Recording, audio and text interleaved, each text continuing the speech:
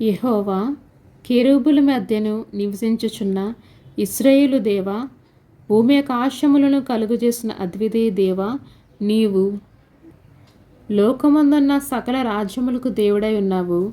సైన్యముల అధిపతికి యెహోవా చెవియొగ్గి ఆలకించును. యెహోవా కనులు తెరిచి దృష్టించుము. జీవము గల దేవుడైన నిన్ను దూషించుటకై సెనార్జీల్ పంపిన వారి మాటలను చెవినిపెట్టుము.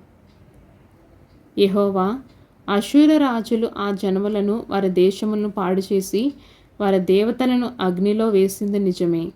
ఆ రాజ్యములు దేవతలు నిజమైన దేవుడు కాక మనుషుల చేత చేయబడిన కర్రలు రాళ్ళు గాని దేవతలు కావు గనుక వారు వారిని నిర్మూలము చేసిరి. యెహోవా, లోకముందున్న నీవే, నిజంగా నీవే అద్వితీయ దేవుడైన యెహోవా వాని సమస్త జనులు తెలుసుకున్నట్లు అతని చేతి నుండి మమ్మను రక్షించుము.